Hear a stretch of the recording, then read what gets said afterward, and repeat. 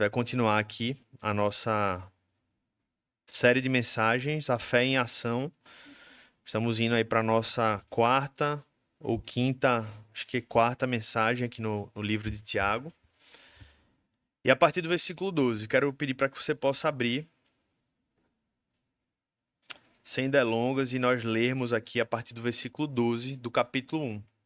A palavra de Deus diz assim: Bem-aventurado é aquele que suporta com perseverança a provação, porque depois de ter sido aprovado, receberá a coroa da vida, a qual o Senhor prometeu aos que o amam. Ninguém, ao ser tentado, diga: sou tentado por Deus, porque Deus não pode ser tentado pelo mal, e ele mesmo não tenta ninguém. Ao contrário, cada um é tentado pela sua própria cobiça, quando esta o atrai e seduz. Então a cobiça, depois de haver concebido, dá à luz o pecado, e o pecado, uma vez consumado, gera a morte. Não se enganem, meus amados irmãos, toda boa dádiva e todo dom perfeito vem lá do alto, descendo do Pai das luzes, em quem não pode existir variação ou sombra de mudança.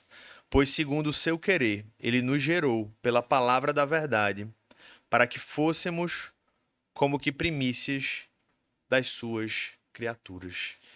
Senhor, fala conosco, Pai. Mais uma vez estamos aqui reunidos e reconhecemos, confessamos diante do Senhor, diante dos homens, diante de todos os seres espirituais que hoje contemplam também esse momento, que nós somos carentes da Tua palavra, somos carentes de sermos alimentados pela palavra, pelo alimento espiritual verdadeiro, que é o Senhor, e que é a Tua revelação divina, Senhor, que está aqui diante de nós. Pedimos que o Senhor ilumine a nossa mente pelo Espírito Santo e que aqueles, todos aqui presentes, todos os irmãos e irmãs, todos aqueles, inclusive que de repente alguns aqui, podem não ter uma revelação clara de Cristo, mas que hoje seja um dia onde Cristo seja revelado aos corações. Que Cristo seja também edificado no coração daqueles que de repente estão precisando de uma força na caminhada, de um encorajamento para seguir firme com o Senhor. Que o Senhor cumpra esses propósitos e que o Senhor fale aos nossos corações pela Tua graça. Em nome de Jesus que oramos. Amém. Meus irmãos, estamos pregando aqui domingo após domingo, versículo após versículo do livro de Tiago. E essa é uma das bênçãos da pregação expositiva, que é a gente ouvir o que Deus quer falar e tudo que a Bíblia tem para dizer. Hoje nós vamos falar sobre tentação. Mais precisamente, o tema da palavra é vencendo a tentação. Talvez um dos temas que não seria naturalmente escolhido pelo homem, se ele fosse ser guiado apenas pelos seus pensamentos sobre aquilo que é conveniente pregar ou não. Mas esse é um dos temas que hoje o Senhor nos traz. E a gente precisa, mais uma vez, olhar para nós e dizer: Senhor, como é que eu aplico isso em minha vida? Como é que eu identifico as minhas tentações e como é que eu as venço? É isso que esse texto vai nos mostrar e vai nos guiar. E à luz do que a gente leu, irmãos, eu lembrei de uma frase de um teólogo inglês que certa vez disse que uma das principais estratégias do inimigo é esvaziar o conteúdo das palavras. E ele disse que isso talvez seja uma das maiores estratégias em nossos tempos. E eu concordo e acho que vai além disso. Ele não quer apenas esvaziar o conteúdo das palavras, mas ele deturpa o significado das palavras para que elas não sejam devidamente compreendidas. Então existe uma batalha espiritual sendo travada no campo da linguagem. E nós precisamos entender isso. Por exemplo, para que isso fique muito palpável para a gente, né? Um exemplo para mim que é o mais claro e indiscutível possível. A palavra amor, por exemplo, é uma palavra que foi propagada e difundida pela igreja. Afinal, o amor é definido na Bíblia como sendo o próprio Deus. Deus é amor, né? Na verdade, Deus, a Bíblia diz que uma das coisas que se equiparam, que podem ser sinônimos, vamos dizer aqui, de Deus é amor, né? Não que ele seja apenas amor, mas o amor está tão ligado a Deus que foi uma das palavras que a Bíblia usou para dizer que Deus é amor. Ele não apenas manifesta amor, mas ele é amor. E a gente olha para os nossos dias, por exemplo, e vemos que determinados movimentos, ideologias se arvoraram nessa palavra, tomaram conta dela e disseram que agora quem define amor são eles. Então veja, isso não é apenas uma batalha social ou uma questão de movimentos, isso é uma batalha espiritual. Porque se existe uma palavra, se existe uma que é central para a compreensão do evangelho, para a compreensão do reino de Deus, para a compreensão da palavra de Deus, essa palavra é amor. Então, por que eu estou falando isso? Porque o texto que a gente tá expondo hoje traz uma palavra que é central para a compreensão dele, que é justamente a palavra tentação. E eu não sei o que é que vem à sua mente quando você ouve essa palavra, mas eu ouso dizer que muitos talvez ou excluíram essa palavra do seu vocabulário, talvez relativizando o campo de batalha que nós vivemos, ou apenas estão linkando com coisas não tão fortes como deveria estar. Né? Talvez você ouve tentação, você lembra logo de quê? Do chocolate, né? De chocolate com morango. Não, uma delícia aquele chocolate. Se for esse pensamento que veio à sua mente, que o Senhor possa refazer o seu imaginário aqui nessa manhã, porque você precisa levar essa palavra muito a sério, porque ela tem um peso espiritual e ela tem um impacto espiritual muito relevante na vida de qualquer pessoa. E é sobre essa palavra que a gente vai trabalhar hoje, né? Irmãos, na soberania de Deus, um Deus que conhece tudo e todos, que conhece a história, que conhece as nossas vidas, que conhece a quantidade de cabelos que tem na nossa cabeça, ele sabia que o seu povo precisava e precisa ter clareza do que significa a tentação. E é por isso que ele usou Tiago, irmão de Jesus aqui, para nos esclarecer isso de uma maneira cristalina. De modo que em nenhuma outra passagem nós temos em toda a Bíblia uma clareza tão grande acerca do que é a tentação e também de como nós podemos enfrentá-la. Então, eu convido você a prestar muita atenção, porque a tentação, como nós vamos falar mais à frente, não é algo que talvez aconteça. Ela acontece com todas as pessoas. Ninguém está imune a ela. Ela irá acontecer na sua vida. Ela acontece na sua vida. Ela já aconteceu. Então a pergunta é como nós vamos nos preparar para ela. Mas a gente vai falar um pouco mais disso mais para frente. Mas o que eu quero chamar a sua atenção aqui é que qualquer um que já estudou algo sobre guerra ou estratégias de guerra, né, um dos livros conhecidos que fala sobre isso é o do Sun Tzu, né? Não sei pronunciar aqui não, mas é de um estrategista chinês, A Arte da Guerra, onde uma das frases mais conhecidas desse livro é quando ele diz assim: conheces teu inimigo e conhece a ti mesmo. Se tiveres 100 combates a travar, 100 vezes serás vitorioso. Se ignoras teu inimigo e conheces a ti mesmo, tuas chances de perder e de ganhar serão idênticas. Então, em outras palavras, ele está dizendo que é indispensável numa batalha, e aqui a gente traz isso para a batalha espiritual, que nós conheçamos os nossos inimigos. Se nós não conhecemos contra quem a gente luta, a gente nunca vai poder vencer. Em outras palavras, é isso que ele quer dizer. E uma coisa interessante aqui, irmãos, é a tentação, uma pergunta, ela é a nossa inimiga? Não, a tentação não é a nossa inimiga.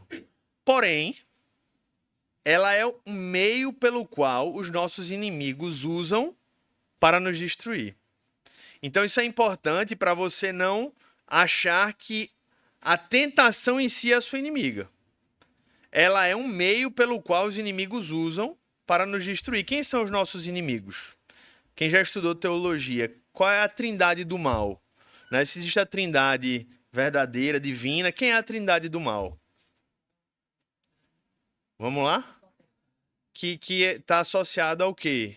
Ao diabo, que mais? O mundo e a nossa carne. A trindade do mal é essa. Esses são os nossos verdadeiros inimigos. E eles são complementares nas maneiras que eles agem. O inimigo de nossas almas é um ser espiritual, né? Um anjo caído existe de fato, está em operação nesse mundo. O mundo é o sistema que funciona afetado pela queda para nos destruir. Ele não é uma pessoa, é um sistema. E a nossa carne é o pecado invadindo o ser humano e agora nos fazendo nós mesmos lutar contra nós mesmos, que é a luta que a Bíblia ilustra entre a carne e o Espírito. Mas o interessante disso é que quem não é habitado pelo Espírito Santo, na verdade, a luta nem existe. Coisa interessante. A pessoa já está sendo vencida, porque a carne reina sozinha. Essa é a diferença da conversão. A conversão significa que uma luta se iniciou. Uma luta foi deflagrada. Mas, enfim, esses são os nossos três inimigos. E os três agem para nos destruir por meio de quê? As tentações. Nós falamos sobre isso nas últimas palavras, mensagens, que as provações não são as mesmas coisas, não é a mesma coisa que as tentações. Provações são meios que o próprio Deus usa para nos amadurecer. São situações, por vezes, difíceis, desafiadoras, mas que visam o nosso amadurecimento espiritual. Falamos sobre isso nos últimos domingos. Por outro lado, as tentações são ações do inimigo, ou melhor, dos nossos inimigos, para unicamente nos destruir. Esse é o alvo. Esse é o objetivo, não há outro. Não há nenhum bem nas tentações a não ser nos destruir. E por vezes, tentações e provações podem advir das mesmas situações. Por isso precisamos estar atentos. E aqui Tiago, ele nos dá, literalmente, irmãos, um tratado sobre as tentações. Em primeiro lugar que ele nos ensina aqui é que a tentação, ela sempre é uma certeza. Ele não diz se alguém for tentado. Ele diz quando alguém for tentado. Então, essa é a primeira coisa que a gente precisa virar a chave e entender que você precisa estar preparado, como diz Paulo a Timóteo, a tempo e a fora de tempo, não apenas para pregar o evangelho, mas para enfrentar e lutar contra as tentações. Se você está vivendo uma vida dizendo assim, acho que isso não vai chegar em mim não, acho que eu não vou ser tentado, você já está perdendo a batalha. Você já está no placar de desvantagem. Então esse é o primeiro ponto sobre as tentações. É lembrar que esse mundo jaz no maligno, que as operações de Satanás, do mundo e da carne estão a pleno vapor e você não está alheio a isso. Você está no olho desse furacão e você precisa se preparar como um bom cristão para enfrentar essa batalha. Você precisa lembrar, como eu sempre digo aqui, irmãos, que nós não vivemos num parque de diversões. Nós vivemos aonde? Num campo de batalha. Se você for definir o mundo à luz da fé cristã, ele é muito mais, infinitamente mais, um campo de batalha do que um parque de diversões. E o crente que acha que está num parque de diversões, ele já está perdendo a batalha e ele não percebeu isso. Então esse é o primeiro ponto. A tentação é uma certeza. Não é e se. A pergunta é quando e como. Segundo lugar, que Tiago nos ensina, no versículo 13, ele diz assim, ninguém ao ser tentado, diga, sou tentado por Deus. Então isso é uma coisa que precisa ficar muito clara aqui pra gente, irmãos. Cristalino, precisa ficar assim, escancarado aos seus olhos. Tentação não vem do Senhor. Amém? Você pode repetir comigo, só para pedagogicamente ficar na sua mente. Tentação não vem do Senhor. Ninguém deve dizer, ao ser tentado, sou tentado por Deus. Não. Deus não sussurra maus pensamentos em nosso ouvido. Deus não cria imagens mais ou sedutoras em nossa mente. Deus não está envolvido com a tentação em nossas vidas. Ele usa situações difíceis nas provações para nos amadurecer. Porém, nas tentações, quem age e quem quer nos destruir por meio delas são os nossos inimigos, os quais eu já citei. A bondade e a santidade de Deus são a garantia dessa declaração de Tiago. Porque se nós servimos a um Deus santo, e Ele é santo, Ele é separado do mal, Ele é justo, Ele é irrepreensível. E essa santidade, ela tem dois lados. Ela é uma incapacidade de ser afetado pelo mal e a incapacidade de causar o mal. Ele não causa o mal. Ele não é o autor do mal. Para o Senhor, modelo absoluto de santidade, isso se aplica. Ele não pode ser tentado, assim como ele também não tenta, ele é santo. Terceiro lugar, irmãos, a tentação sempre se materializa num processo. E aqui eu quero muito a sua atenção, isso aqui é muito importante. Isso é fundamental para você vencer a tentação, é compreender como ela se operacionaliza. Então leia comigo a partir do versículo 14. Leia comigo. Na verdade, volta para o 13, por favor, ainda. Vamos voltar para o 13. Porque Deus não pode ser tentado pelo mal e ele mesmo não tenta ninguém. Foi o que eu acabei de falar. Tiago deixa claro. E aí ele segue falando. Ao contrário, cada um é tentado pela sua própria cobiça, quando esta o atrai e o quê? O seduz. Presta atenção nisso. Você precisa entender esse mecanismo que Tiago, pela graça de Deus, iluminado pelo Espírito Santo, inspirado pelo Espírito Santo, desenhou para nós. Ele não poderia ter sido mais claro aqui do que o que ele falou, do que como ele registrou. Ele diz assim, em primeiro lugar, nesse processo, a primeira coisa que se opera é o desejo. Em outras traduções, a cobiça. E esse desejo, essa cobiça, atrai. E essa palavra, irmãos, no original, ela fazia parte do vocabulário daqueles que se dedicavam à pesca. Alguém gosta de pescar aqui? Levanta a mão. Alguém gosta? Zé Carlos? Nunca me chamou, Zé, para pescar. Vou marcar um dia, né? Mas é diferente gostar e saber também, né? Não sei se ele sabe, né? Pode ser que ele... Então faz parte do vocabulário. Como você usa uma isca, você quer fazer o que com o peixe? Você quer atraí-lo, né? Literalmente você usa e quando o peixe começa a ver aquele movimento, ele vai lá e o objetivo da gente não é apenas atraí-lo, é o quê? Fisgá-lo. Então, quando o Tiago usa essa imagem, ele diz que o desejo ou essa cobiça vem como instrumento, como a isca atrai o peixe para que a gente vá lá e seja fisgado. Então, a isca aqui, irmãos, é colocada em nossa vida como algo externo. E uma coisa interessante, a isca em si não é o pecado. O problema é que bem no fundo do nosso coração, quando nós enxergamos essa isca, surge uma espécie de fome, uma espécie de desejo, uma espécie de cobiça que nos faz ter o desejo de morder essa isca.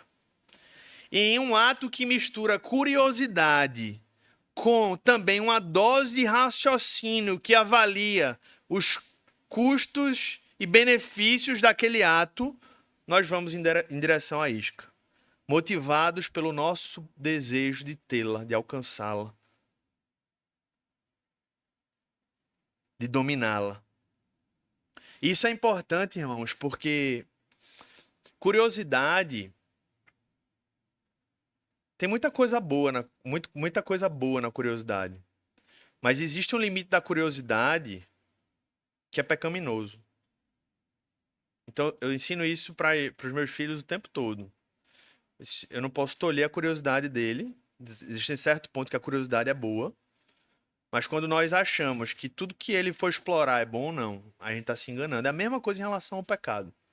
Existe um limite saudável da curiosidade. Mas existem limites que a gente ultrapassa e que a gente diz assim, por aí não. E essa definição aqui é importante porque às vezes a gente acaba imaginando que a tentação ela é irracional, mas não é não. A gente pensa e a gente calcula. E às vezes a gente calcula tão bem que a gente diz o custo e o risco vale a pena nesse caso. Então, o que eu quero dizer com isso é que a gente precisa saber domar a nossa curiosidade, a gente precisa redimir o nosso raciocínio nesses atos. Porque, na verdade, nesses momentos, nosso raciocínio está sendo enganado.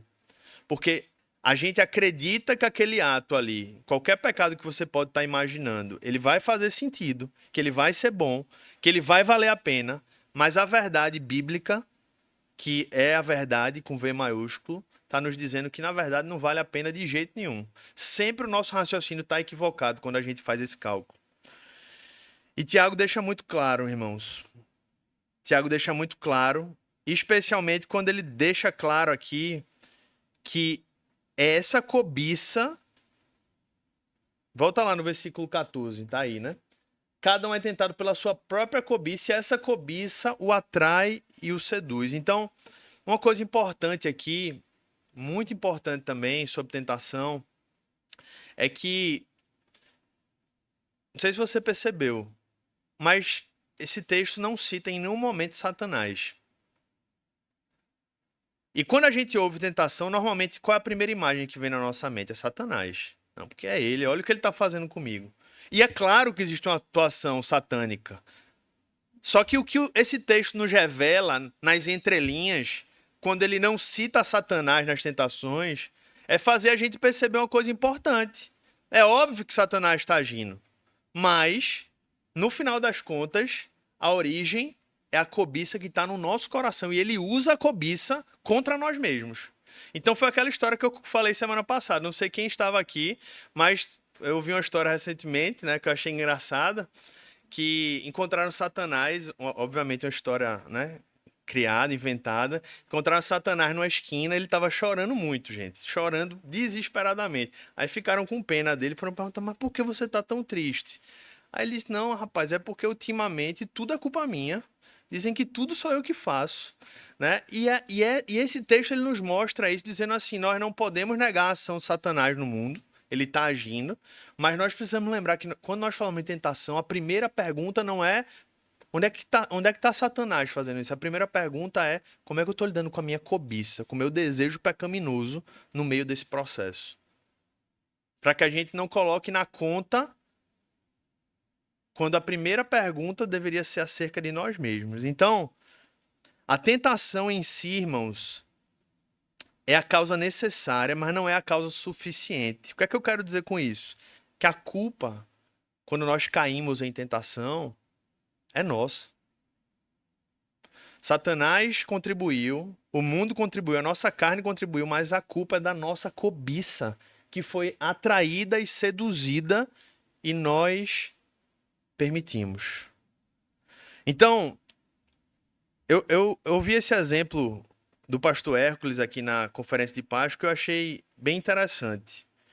Que ele é bem vivo pra gente. Não sei se você lembra. Eu quero lembrar, se você não lembrar. Ele disse assim: quando eu xingo alguém no trânsito, porque alguém me trancou, normalmente eu justifico aquele meu ato porque dizendo, mas olha o que ele fez. É igual briga de irmão em casa. Quem já teve irmão ou tem filho, irmão sabe. Um fica botando a culpa no outro. Não, mas eu fiz isso porque ele fez isso comigo. Biblicamente, isso não é justificativo. Biblicamente, o fato de eu ter xingado o outro porque ele me trancou não justifica o meu pecado. A causa continua sendo a mesma, é a minha cobiça. A situação externa não justifica o meu pecado. Isso se aplica ao casamento. Ah, não, eu estou falando assim com meu cônjuge com menos respeito, ou não estou sendo tão amoroso, porque antes ele fez isso comigo. Não justifica. Você está pecando e você está caindo na tentação, e a sua cobiça, ou seu desejo pecaminoso, está fazendo você errado do mesmo jeito. Então, irmãos, deixa eu tomar uma água aqui que a garganta está falhando. Tem uma frase de Bonhoeffer, o teólogo alemão que foi assassinado pelos nazistas e foi assassinado porque se opôs contra o regime de Hitler, que ele fala sobre a tentação dizendo o seguinte: em nossos membros jaz uma latente e repentina e violenta inclinação ao desejo. Com força irresistível, o desejo domina a carne. Então presta atenção no processo. De imediato acende-se um fogo secreto e imperceptível. A carne é incendiada e tomada pelas chamas. Não interessa se o desejo é de natureza sexual, se é ambição, se é vaidade, se é sede de vingança, ou vontade de ter fama e poder, ou ganância por dinheiro, ou, finalmente, aquele estranho sentimento que nos leva a desejar a beleza do mundo, da natureza. A alegria em Deus está prestes a se apagar em nós, e começamos a buscar a alegria na criatura. Nesse momento, Deus deixa de ser real para nós. E somente o desejo em relação à criatura continua sendo real. A única realidade é o diabo. E Satanás não nos leva a ter ódio de Deus, mas a esquecê-lo.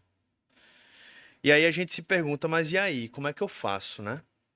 Aí o versículo 14 nos ajuda a entender isso.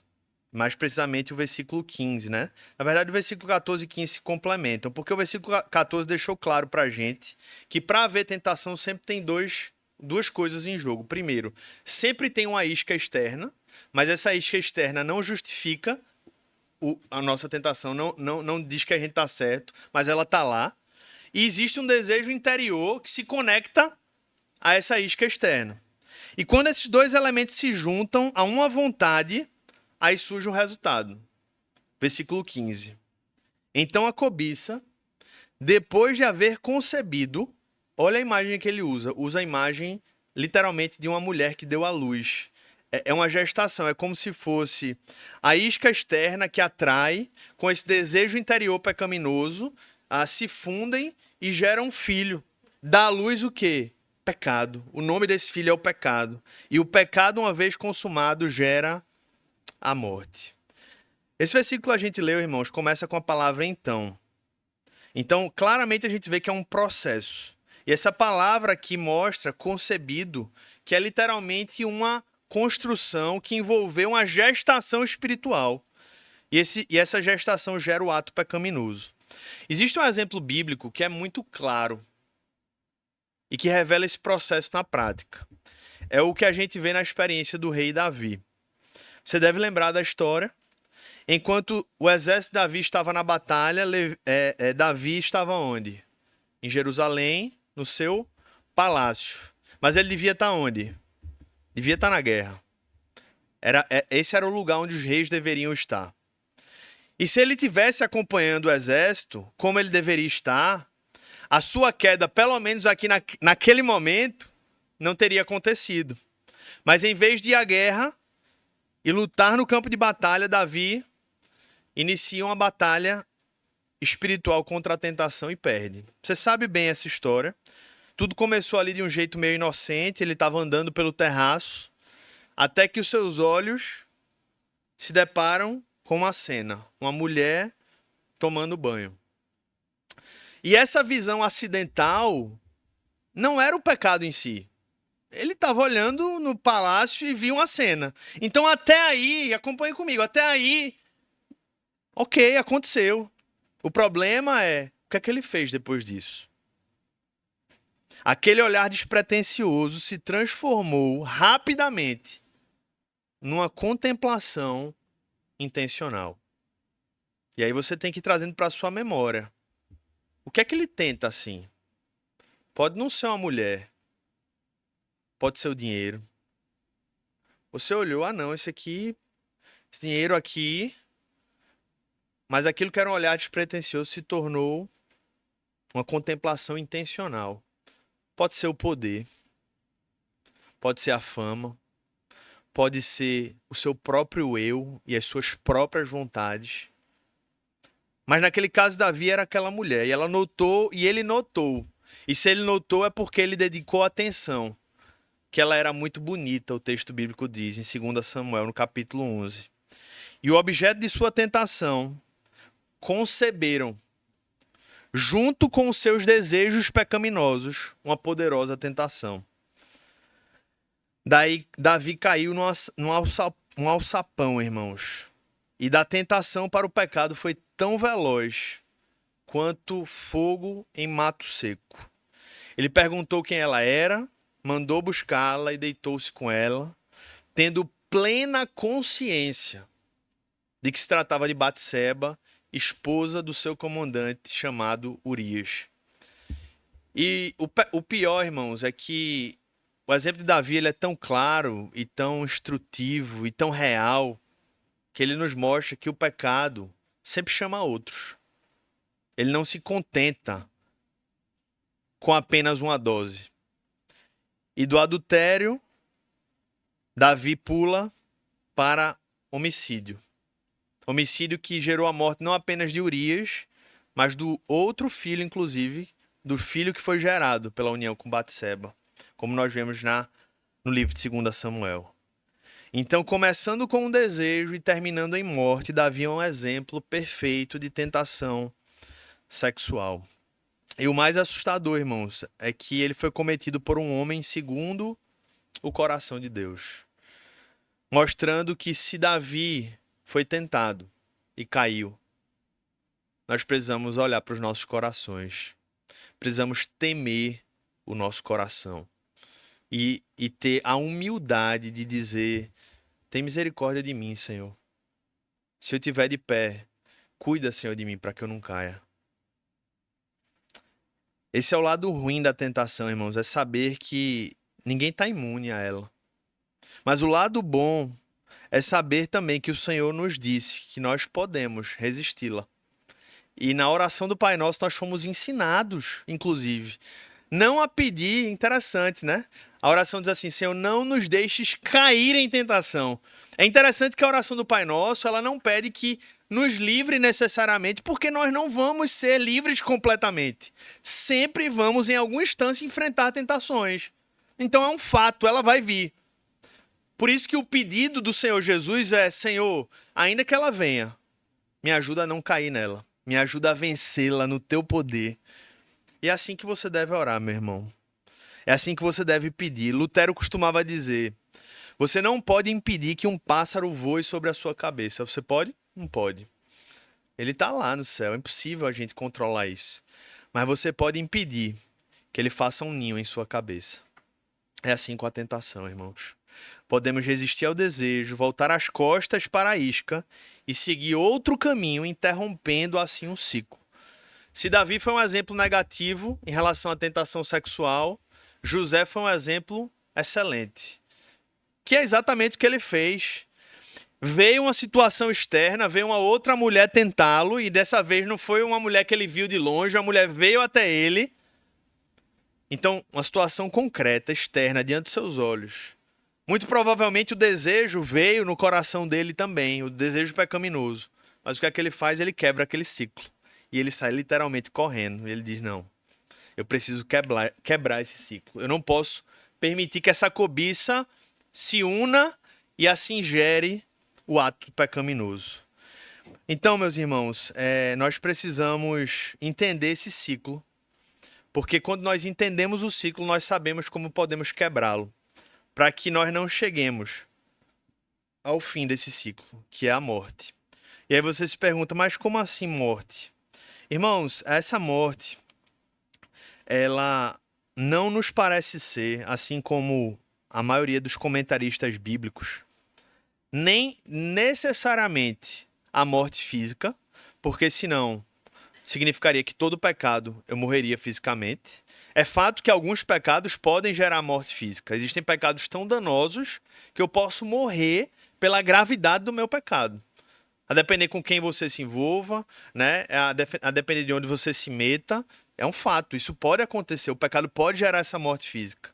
Mas também não é sobre a morte espiritual, no sentido da condenação ao inferno, porque nós não perdemos a salvação a cada pecado que a gente comete. A nossa salvação está nas mãos de Cristo. E se de fato nós fomos resgatados pelo Senhor, salvos verdadeiramente, nós continuamos salvos, porque aquele pecado vai ser confessado e nós vamos nos voltar para Cristo mais uma vez. A nossa salvação continua nas mãos do Senhor. E aí você se pergunta: mas que morte é essa? E aí tem uma frase aqui de Charles Swindoll, um teólogo e pastor norte-americano, que ele explica isso. Ele diz assim: é neste ponto que vale a pena levar em conta o contexto judaico da passagem. E Tiago, sendo judeu, ele traz a ênfase de morte aqui num aspecto muito preciso. Ele diz assim: no pensamento dos judeus era comum considerar a morte uma trajetória e não tanto um destino. Estar morto era muitas vezes uma referência a uma qualidade de vida sofrível e não a algo como deixar de existir. Por exemplo, Deuteronômio no capítulo 30, versículo 15, nos diz: vê que hoje coloquei diante de ti a vida e o bem, a morte e o mal. Essa escolha entre existência de vida e existência de morte também pode ser vista em Provérbios, que no capítulo 12, versículo 28, nos diz: a vida se encontra na vereda da justiça, não a morte em seu caminho. E aí ele conclui dizendo, Charles Swindoll: o pecador que está andando pelo caminho da morte não pode mais experimentar a verdadeira vida no Espírito, amor, alegria, paz, paciência, bondade, benignidade, fidelidade, mansidão e domínio próprio. Os que andam na morte já perderam os sinais de vitalidade espiritual, assim como vão se perdendo as lembranças que temos dos amigos que nunca mais vimos. Esse tipo de morte que Tiago está se referindo. Irmãos, é uma morte espiritual existencial. É viver numa realidade sem qualquer vida com o Senhor, sem qualquer vida no Espírito Santo, sem qualquer sensibilidade espiritual, sem qualquer comunhão com o Senhor.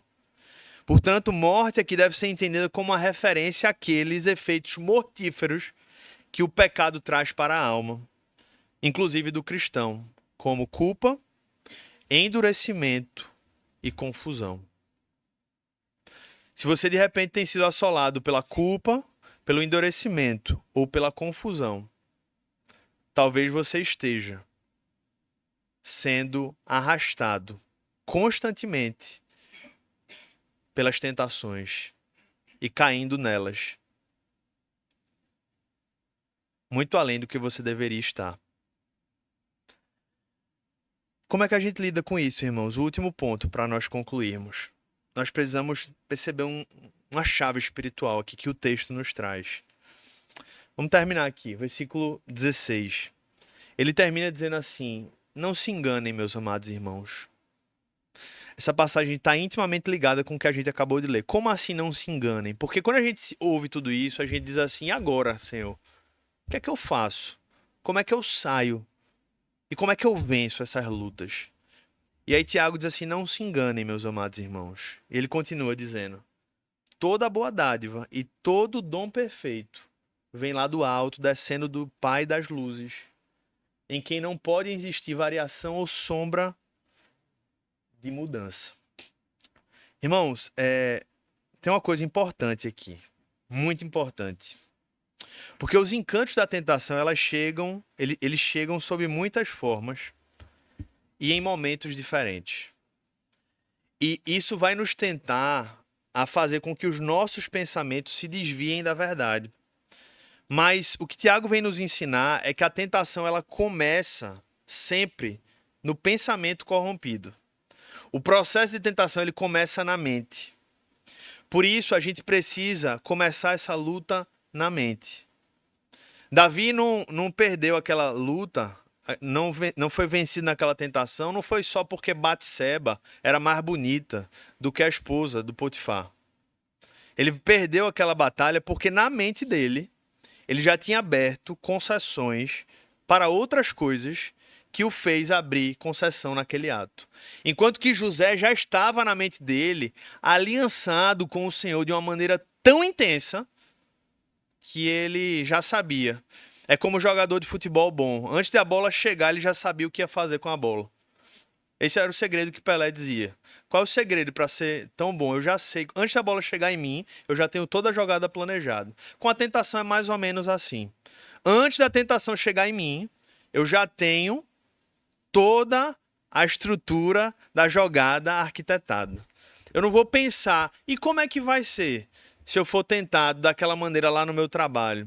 Se eu sei que aquela relação comercial tem aquele efeito ali que o pessoal pode querer vir conversar comigo, como é que eu vou me preparar para isso? Não espere chegar o momento não, meu irmão. Se você esperar chegar o momento para poder responder, você vai titubear e você vai estar muito mais sujeito a pecar. Se prepare, esteja atento, esteja alerta. Esteja alerta para todos os tipos de tentações que você pode imaginar. Nem sempre saberemos todas, mas só de você saber e ter o seu espírito preparado, certamente, você já vai estar mais habilitado pelo Espírito Santo a enfrentá-las. Então, eu preciso lembrar isso, irmãos, que a tentação ela tem como base argumentos enganosos, falsas promessas que vêm à nossa mente. Nós somos enganados na nossa mente. Nós somos literalmente enganados a acreditar que esse vai ser o melhor caminho, que essa é a melhor escolha, que apesar de alguns probleminhas que podem surgir, mas ainda é melhor assim. Mas a gente precisa lembrar de quem Deus é. É isso que ele fala. Toda boa dádiva e todo dom perfeito vem do alto, descendo do Pai das luzes, em quem não pode existir variação ou sombra de mudança. Pois, segundo o seu querer, ele nos gerou pela palavra da verdade, para que fôssemos como que primícias das suas criaturas. Então, irmãos, é aquela história, né? Quando a gente se depara com as situações onde as nossas conveniências serão afetadas, a gente vai acabar sendo tentado a acreditar que nesse contexto a mentira ela é melhor. A gente vai acabar sendo tentado a acreditar que a traição aqui, por mais loucura que pareça, ela tem alguma justificativa. Ah, não, porque meu marido não está me dando atenção, minha esposa não está me dando atenção. Ah, não, esse dinheiro aqui não vai fazer falta para essa empresa. Esse dinheiro aqui não vai fazer falta para o cofre público. Olha quanto tem. Essa corrupçãozinha é só para fazer o sistema funcionar. Então, estou dando exemplos para você perceber que se você não estiver preparado e você não lembrar que Deus não muda, que Deus não considera mentira verdade, verdade mentira, ou verdade é sempre verdade e mentira é sempre mentira, né? Traição é sempre traição e honra é sempre honra. Se você não tem essa percepção desse Deus que é estável, que é imutável em seus atributos, que é isso que Tiago quer trazer, você vai sucumbir na tentação facinho. Você já está rendido. É por isso que o secularismo não é apenas um problema filosófico, é um problema moral.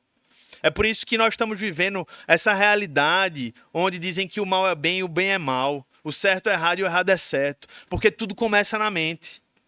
O problema moral não é apenas um problema moral, ele é um problema intelectual que afeta a moral afeta a intelectual. E é por isso, irmãos, que Tiago mistura a tentação com nos revelar o caráter de um Deus imutável, um Deus que não muda. Tudo isso está totalmente conectado. Então, lembrar quem é Deus, verdadeiramente quem é Deus, é o melhor remédio contra a tentação.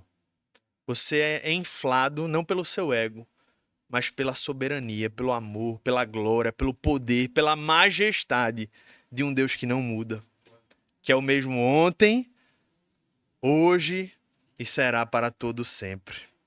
Então, irmãos, eu quero concluir lendo um versículo, Filipenses capítulo 4, versículo 8, que nos ajuda, complementa tudo isso aqui.